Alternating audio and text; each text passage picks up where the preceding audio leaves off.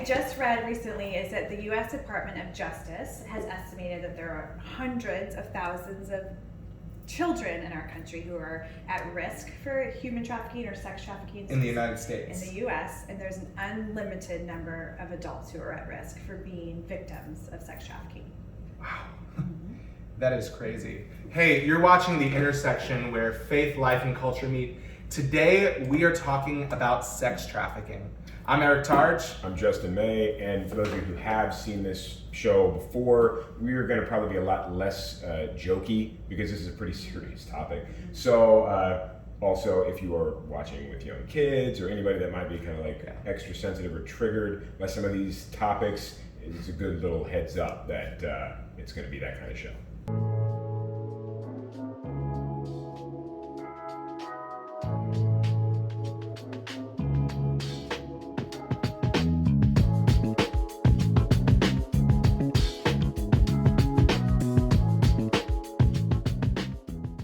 That statistic is kind of scary. It's crazy that it's that prevalent in the United States. I think sometimes we think of human trafficking and sex trafficking as something that happens, in Asia and Africa and other continents. But the idea of it happening here in our home, in our city, is kind of scary. And I think probably something a lot of people wonder is, how exactly are you defining sex trafficking? Because maybe that's much broader. And so what exactly is that? Yeah.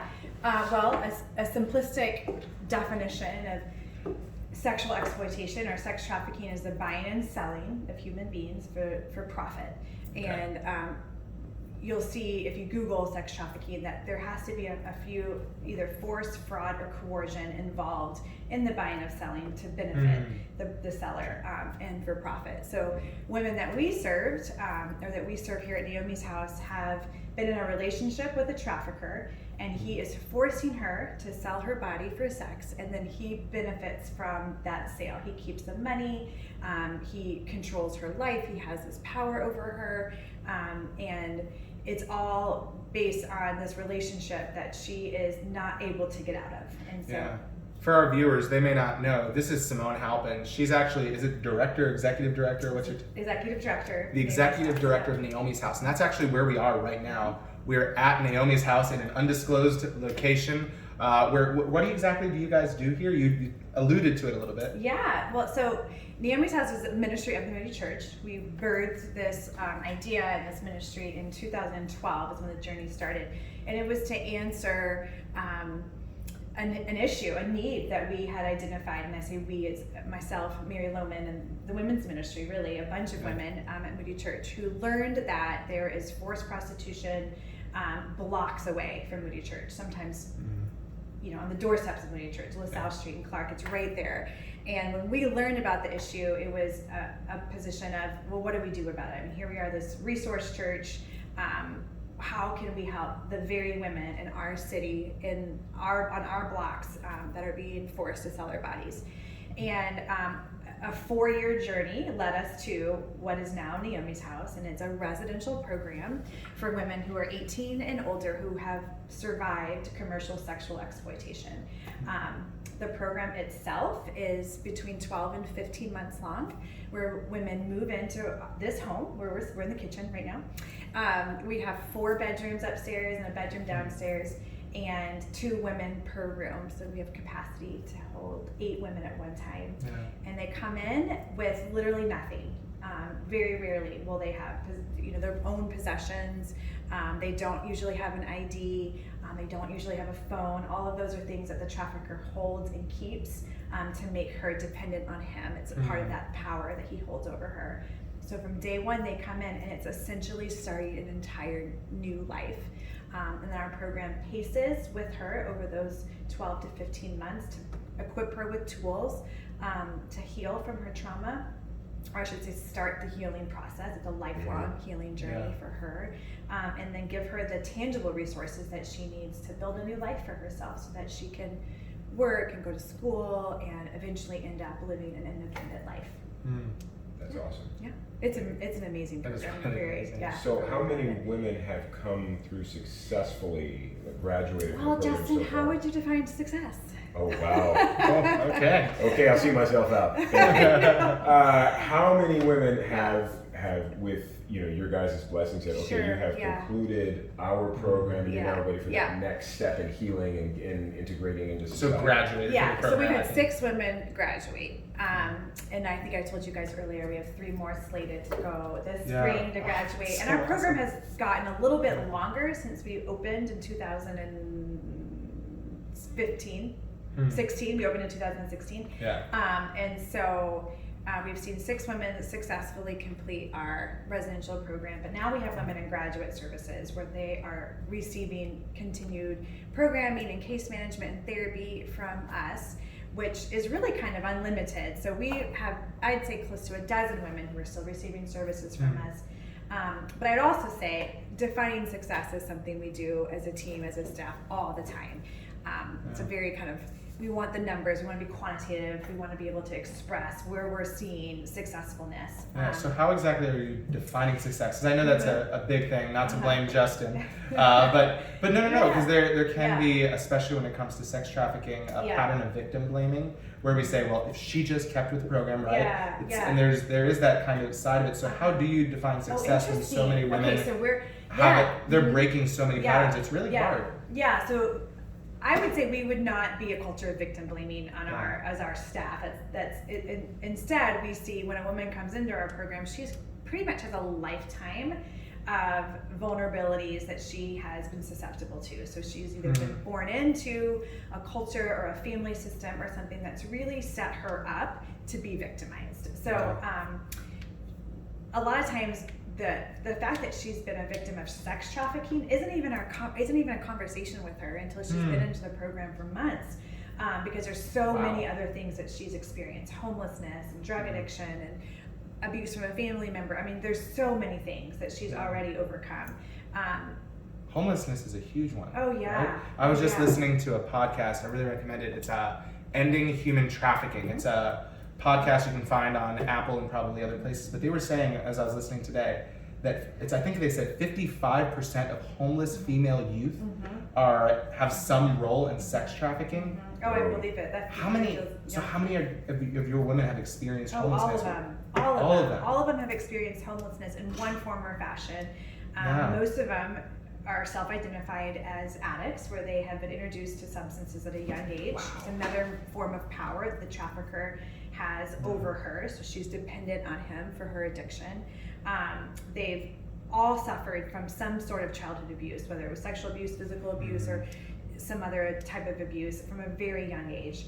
So back to the question about successfulness, we look at it as she has a list of vulnerabilities, things that have positioned her to be preyed upon. She was groomed by a trafficker. He saw her vulnerabilities, and as a predator and a master manipulator, he groomed her into this relationship, and then he forced her to sell her body.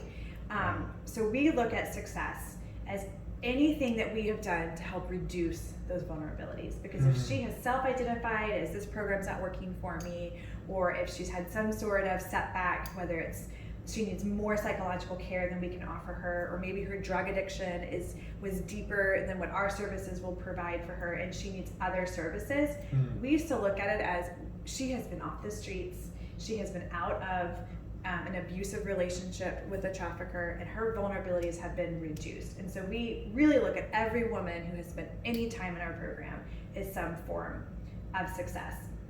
And the only other thing I would add to that is it also takes many stops on a healing journey for a woman to go through recovery, to find reconciliation, to find a new start. And so sometimes, and this has been a hard thing for me personally, to just really process and be okay with, we might not be the group or the program or the staff who takes her to the finish line. We might be a part of her healing journey that's at the very beginning or in the middle. And a lot of times we get to be that staff that takes her to the end and celebrate as she finishes our program. But we also have to be okay that a healing journey for us, for all of us, really is lifelong.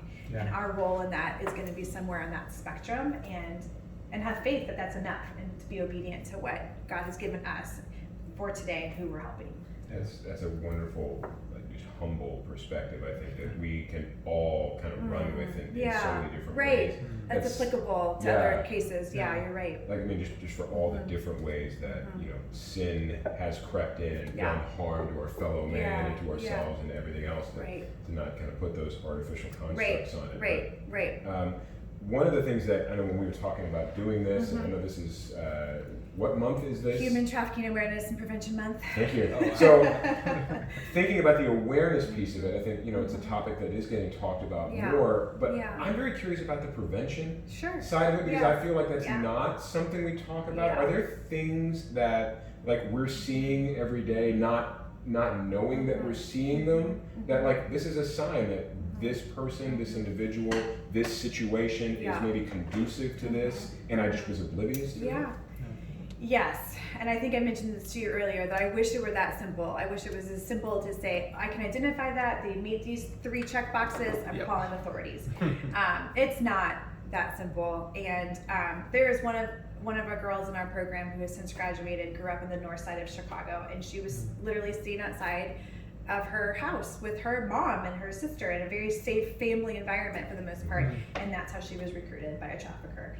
So mom's in the house, you know, it was for that situation, there was no kidnapping involved, there was no dramatic story. He just simply groomed her and preyed upon her vulnerabilities, and through a romantic, coercive relationship, that's how she got involved with him. And so that's one example. It looks different, you know, probably for every story, for every woman that we've served.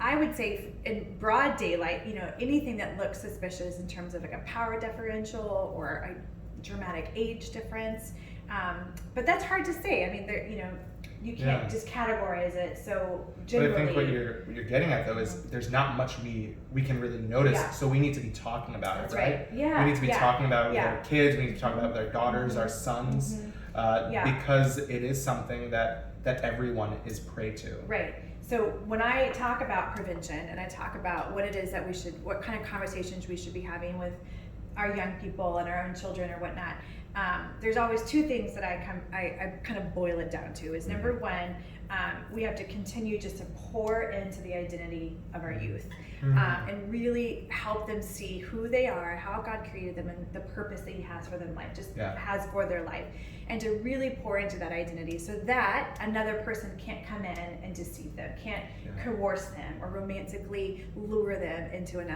unhealthy relationship. And the second thing is that we have to address sex addiction, because it is the buyers who keep this industry going. It is someone who is feeling as if they are looking for a 30-minute appointment with a woman that they think has chosen to fulfill their 30-minute appointment, where I have yet to meet a woman who told me she chose the life of prostitution. Every woman that I've encountered who has been a victim of sex trafficking was controlled by a pimp. Every one of them. That's a super counter narrative right now, because I think we see so many instances, right, of like, I won't name names of magazines, but like, oh yeah, you know, embrace sex work is work. This is me being an empowered woman, embracing this. It just makes controversy. It's not based on anything of value. It just makes for a hot topic, and it could probably sell a magazine. Sorry, I didn't mean to interrupt you. No, please do. We step on each other all the time in a good way. So Simone, you're saying like, hey, it's the buyers that are a problem, and I think unfortunately a lot of people might watch this video and they say, oh well, I've never approached a sex worker, but I imagine that there are ways that many men and women in our churches and in other areas around the United States and our world are actually contributing to the sex industry, but they don't realize that there is a direct correlation. So can you help us to know what are those ways? Sure. I think of 2 at the top of my head. The first one's a little bit more tangible, in that we have an issue with pornography, both inside the church and outside the church. People think of it as recreational or kind of behind closed doors. It's nobody's business. It's not hurting anybody. It's not hurting anybody. So many things wrong with just that one statement. But research has shown, and I have spoken to women who have been a part of some adult films and that whole industry, and that most of the time women who are in pornography or in films are also not there by choice, that they're there because it's a part of a cycle and a ring of human trafficking. So that's one part of it. And the other part of it is that those who have an addiction to pornography or have an addiction to constantly needing the fulfillment of sexual desires, that will lead to, it's like a spiral effect where that leads to more and more need of stimulus, and they become numb to something that you're viewing on the screen or wherever, and that has led to, and men particularly have been able to identify this as they've gotten help, that pornography is maybe the entryway, but that leads to soliciting escorts or looking for women that they can have a half hour with in a hotel room. And so there is a cycle, there is a proven pathway to that. Oh, wow. And the second thing that I feel like needs to be addressed is that we have a really over-sexualized culture. And so the purpose of sex and the objectification of women, and what our beliefs as Christians are around sex and its intention and why God created it. I just feel like it's confusing, and it's we have an issue with it. I was literally on an airplane 2 weeks ago, and a woman in front of me was watching the movie Hustlers.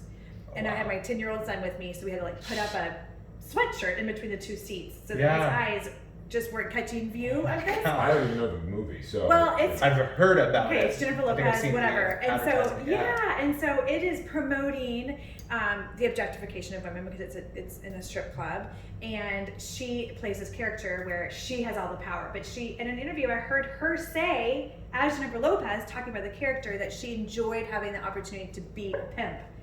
And I thought to myself, you clearly have never met someone who was controlled by a pimp, because we wouldn't glorify it. We wouldn't make movies out of it. We wouldn't miseducate the average person who goes and sees and views these movies for entertainment. If she had a true understanding of what it meant to be. I mean, I wanted her to have a conversation for 10 minutes with a woman at Naomi's house to understand what it's like to be controlled. Well, what you said about our culture being overly sexualized, it made me think of that quote from C.S. Lewis. I think it was in Mere Christianity, right? Where he was talking about, if you imagined a culture where people gathered into a stadium to see a plate be slowly revealed to have a hamburger on it, you would say that culture had a problem with food. And yet, that's what we do with sex. People go into the theaters, they go wherever they can to get this sexual stimuli, and yet that was written decades ago, and we have gotten so much worse. Like we do have a huge problem. So how can we fight that? How do we fight that within our families, within our homes, within our churches? Oh, you're asking me how to I'm fight? asking you, how do we? You had earlier, you did make a great statement about just pouring into our young people about their dignity, their value. They're made in the image of God. And if you have that sense of who you actually are, you're not going to be nearly so able to be victimized by somebody telling you you're something less than that, because God made you for something better than this. Yes. Well, I know for our home, Anthony and I are stumbling our way through this because we did not have parents, as much as they loved us, create a culture where we could ask questions that were uncomfortable or embarrassing about our own, how our bodies and all of that whole thing, whole realm. So we are trying to create a culture in our home where we talk freely about the questions our kids have around sex and their bodies and their purpose and all of these things. And as uncomfortable as it is, we joke behind closed doors when we're not watching, oh my gosh, I think I blew that answer. But we are still trying to create that culture. And I think that's the responsibility of the generation of parents now raising young kids, is uncomfortable as it is. And maybe it wasn't modeled to us by our parents' generation.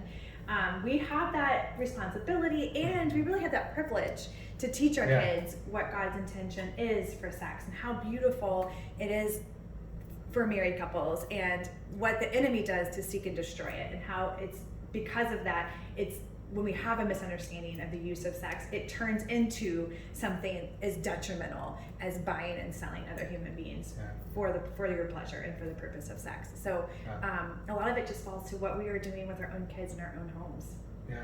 What we're doing with our kids. And I mean, I love what you said earlier about the process, because I feel like for so many people who feel like, well, what can I do about this? I think you've talked about all these different steps on the way where people can say, okay, maybe I can't rescue a woman from sex trafficking like Simone is doing, but we're not rescuing. We're on the other side. Yes. Forgive me. It's okay. But you're doing something big that a lot of people feel like, I can't do that. But there's so many steps along the way. So what are those steps? Well, I think a general one that anyone can do is to start being intentional about how we're providing dignity. Just to starting off a blanket human being is that we're going to be considerate of other people, and we're going to look to find ways to give other people dignity, to hand them back dignity that maybe was robbed from them. So I think you said earlier, like addressing homelessness, addressing substance abuse, addressing anything that is putting someone in a vulnerable position to where they might be preyed upon or groomed by a trafficker. And then some more tangible steps is get involved with Naomi's House. I mean, we constantly need people who can help volunteer, or they can, what we call host showers, where, as you see, you all are here, you know, this is our actual home. We go through dishes and pots and pans and linens and you know, just tangible things on a regular basis. So when you're saying a shower, you're saying like a baby shower, like an almost actual like a party, house shower. a house shower. Oh, that's wonderful. Yeah. So anyone can that do can be done. Yeah. Totally. You can do that in your dorm room. That's right. From anywhere. Totally. Yeah. If somebody does want to find out more about those ways they can reach out, how do they best do that? Yes, go to our website, naomishouse.org. And not only are volunteer opportunities on there, the last thing I would say is that by becoming what's called a monthly hero partner as a donor for Naomi's House is contributing to what it takes to run this organization. And I tell people all the time, when you commit to a monthly donation to Naomi's House, you are telling yes to a woman who has been told no her whole life. She has been told no, she have no choices, you have to do this, you have to wear this, you have to go here. And her dignity is robbed from her. And so I love that our hero partners are people who say, I believe in you, I believe in your dignity. I may never meet you, but because you're created in God's image, and as the vision of Naomi's House, every woman who's been commercially sexually exploited deserves a new start. Hero partners say yes, they get behind their healing journey. So you can also do that on our website. That's excellent. Simone, thank you for everything. Yeah, we could easily be here for like Let's 2 or 3 do it. hours. We'll do 2.0. Yeah, so we'll come back because there's a lot here to talk about. Thanks for having us. Yeah, well, thank you so much for watching Intersection. If you enjoyed this video, if you have questions or comments, please use the comments section below. And don't forget to subscribe and like this video. Share it with some friends. It is Sex Trafficking Awareness Month, you said, or Human Trafficking Awareness Month. So why not share this? Spread the awareness, help people to know about how they can be a part of the change.